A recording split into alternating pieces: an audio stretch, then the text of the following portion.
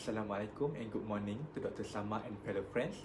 I am Rashdan Shafiq, representing my group to share our discussion for today, which is drawing inference. Before we jump into the lesson, I would like to introduce the members of our group, which is Muhammad Hakimi, Muhammad Hazwan, Nabil Hisham and myself.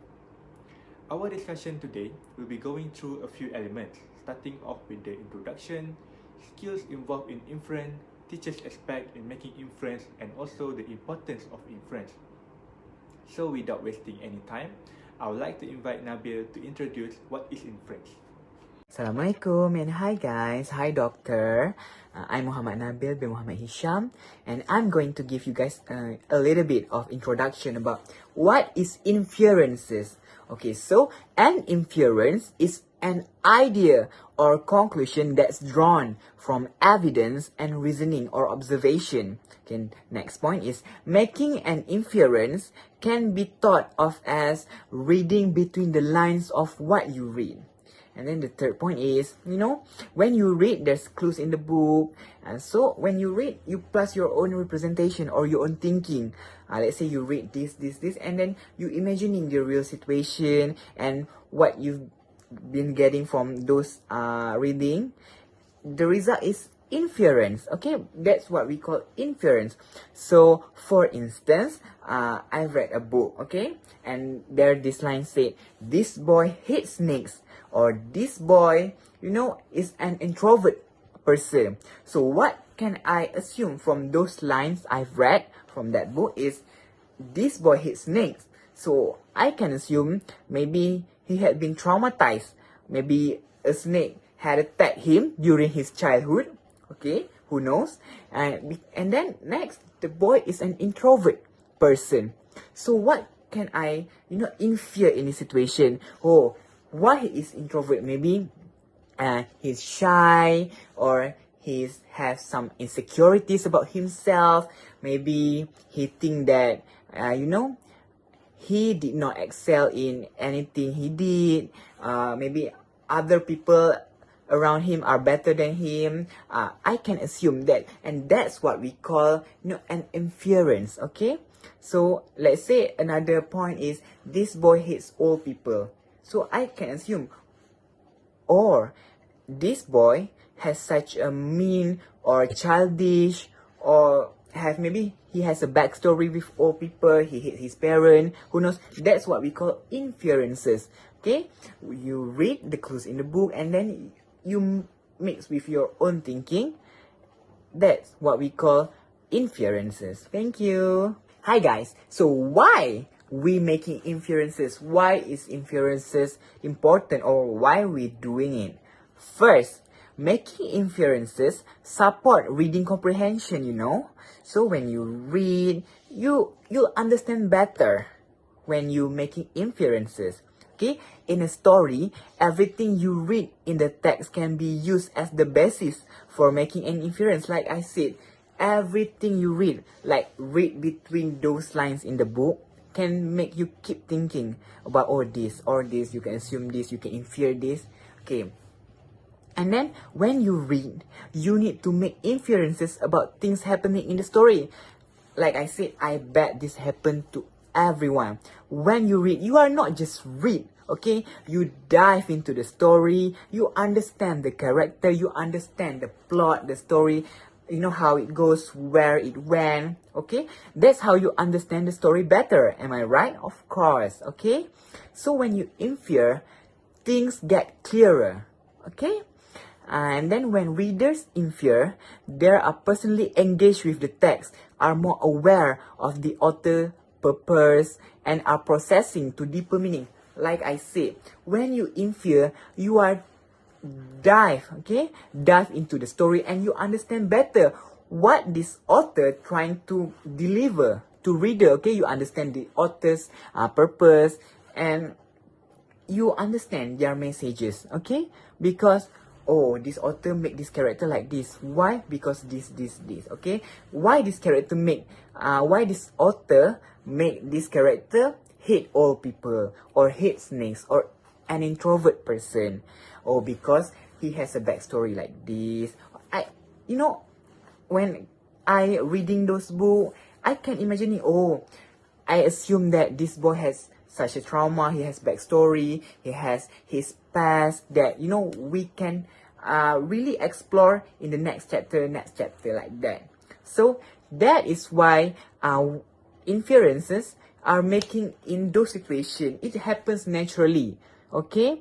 Even if you don't force it, it will happen eventually naturally, because when we are as a human being, sometimes our curiosity became or are on the next level, so we don't need to force these kind of things. It will happen naturally.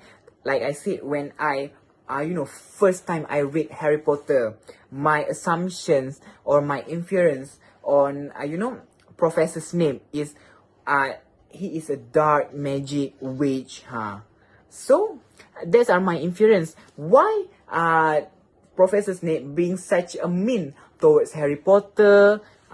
Maybe he had such a jealousy over him, but later did I know Professor Snape is the one that who really take care of him. So that is my point. Thank you.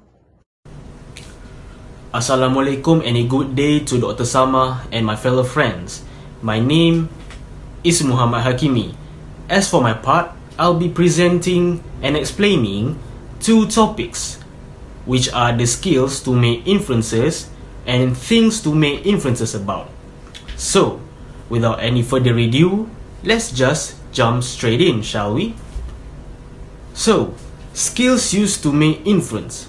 We all can agree that in order to create the best inference, we must first identify the skills used to make an inference. In general, there are 3 skills required for inference making. So first off will be context clues. A context clue is a type of information such as definition, synonym, antonym, or example that appears alongside a word or phrase and provides direct or indirect clues about its meaning in a text. Because it repeats a nation stated in neighboring familiar terms, the reader may learn the definition of an unknown word. For instance, a context clue such as a synonym can be found near the main text. Let me give you an example. You're reading a text and it goes like this. The mountain pass was a tortuous road, winding and twisting like a snake around the trees of the mountainside. So here you stumble upon an unknown word, which in this case will be the word tortuous. If you had a skill in detecting the context clue, you will immediately recognize the word tortuous as winding and twisting, as it's located near to the main idea. Simple, right? In all, to master the art of inference making, the reader must first be able to detect the context clues in a text. The second skill will be prior knowledge. Pre-existing knowledge refers to all of a person's ability prior to learning about a specific subject. So when we talk about prior or previous knowledge, we refer to all of the experiences readers have throughout their lives, including information they have learned elsewhere. In a situation where readers are asked to infer, they must take something from the text, combine it with some prior knowledge, and then draw the inference. Without prior knowledge, readers would not have been able to connect the dots and draw their own conclusion. The third and final skill for the reader in order to make inference is analyzing. Analyzing can be defined as methodically study something in order to explain and interpret it. There's no denial that in order to gain a deeper understanding of a text, it is necessary to break down its ideas in order to analyze critically and draw the inference. A reader has to use their analytical talents or ability to think beyond the literal meaning of words. As a result, a solid inference will be produced. Now let's move on to the following topic, which are the things to make inferences about. Before we dive deeper into this topic, let me ask you something. Can you guess the items to make inferences about? If you answered one of these terms, then congratulations, my friend, you are correct. So the four things, or what I call as the Fantastic Four, can be referred to as character development, themes, symbols, and also plot. Since all of us had experience in studying literature, I'm pretty sure that those terms sound familiar for us. Now I'm gonna explain further in details about those terms. The first thing to make inference about is character development. A character's development can also be defined as the changes a character takes as a result of their actions and experiences during the course of the story. So the reader can create the inference about a character development, like how he transforms from a good person to a bad person, and vice versa. The second thing to make inference about will be the theme of the story. In literature, a literary subject is the theme or meaning that a writer examines in a piece of writing. Characters, settings, dialogue, storyline, or a combination of these components can all be used to convey a story's central subject. So maybe the reader can make an inference about the central theme of the story, for instance like love or war or even betrayal. Coming in at number 3, symbol. A symbol can be defined as something that alludes to something else. So when an object, person, event or action has both literal and implied connotations in the story, it is called a literary symbol. In the same way that a red rose signifies love, a raven represents death and omens.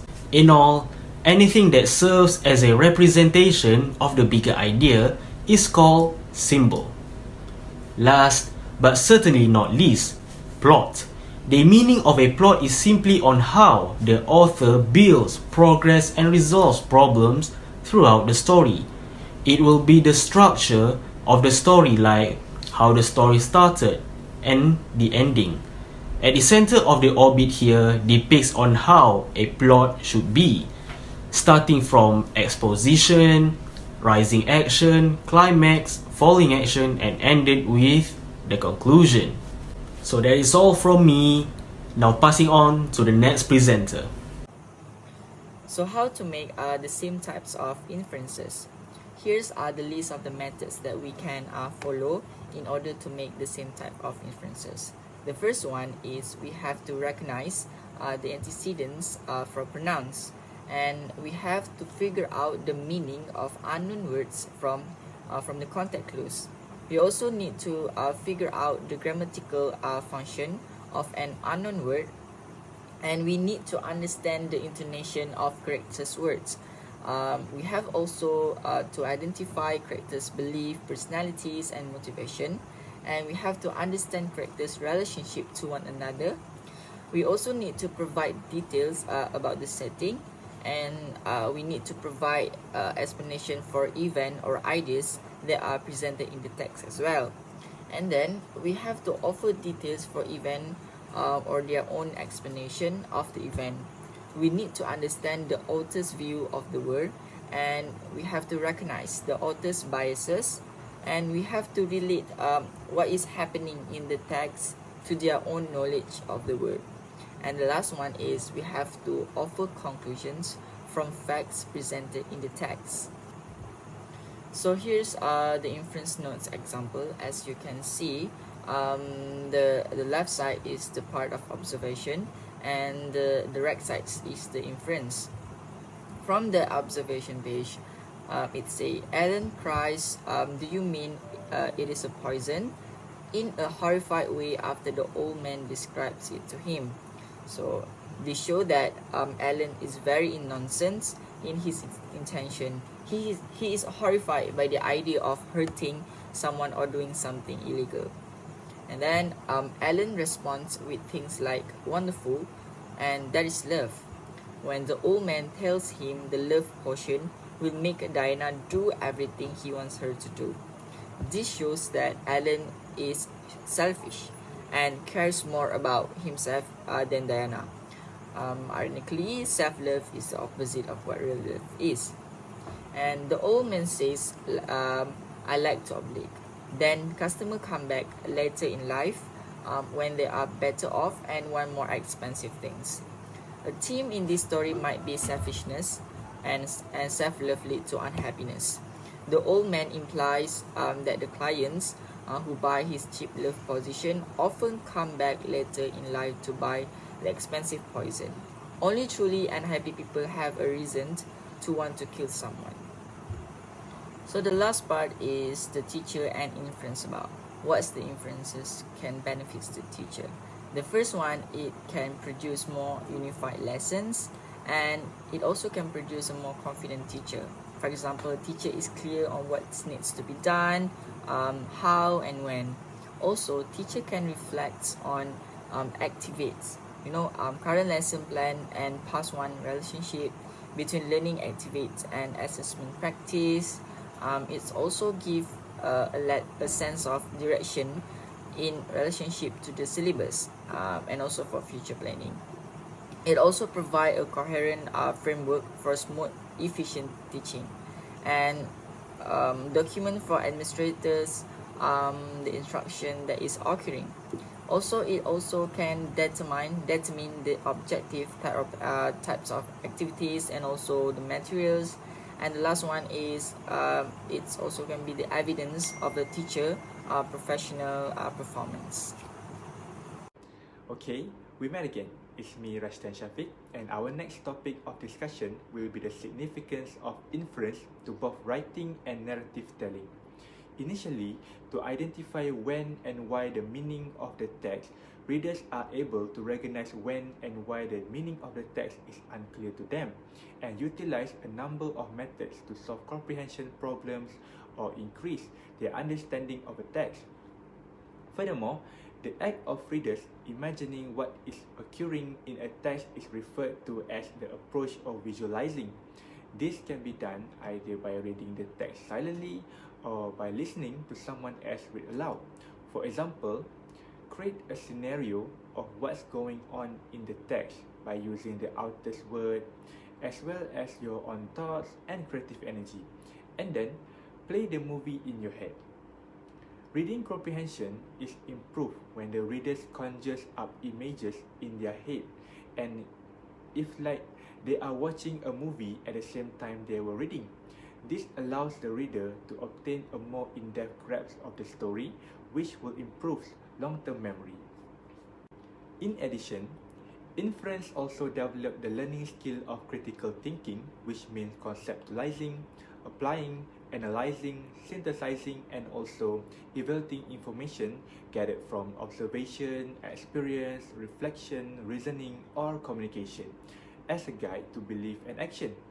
Moreover, readers demonstrate higher order reading abilities when they are able to retrieve information from book or text, as well as relate to the material and read between the lines. Higher order reading skills are also referred to as comprehension skills, and thus, readers will have the opportunity to consider and evaluate their reaction to the scenario or story. Here we are, at the end of our discussion. We may draw the conclusion that inference cannot be a random guess, but it can be an educated guess. In most cases, an educated guess will beat a random guess because educated guess is based on knowledge, information, and experience. Thus, this explains inference cannot be solely based on opinion or assumption. An assumption is something we usually take for granted or presuppose, while inference is a conclusion you draw depending on your observation. The main difference between assumption and inference is that we make assumptions without any evidence or facts, while inference are based on facts and evidence. Next, any inference must be in terms of logic and justification. It is done by evaluate the facts of a given situation and determine what those facts suggest about the situation.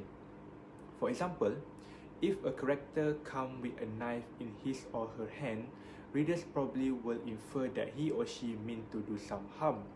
Inference can be accurate or inaccurate, justified or unjustified, logical or irrational. To wrap things up for the time being, the four of us would like to express our gratitude to each of you for taking the time to pay attention and listen to us. Thank you.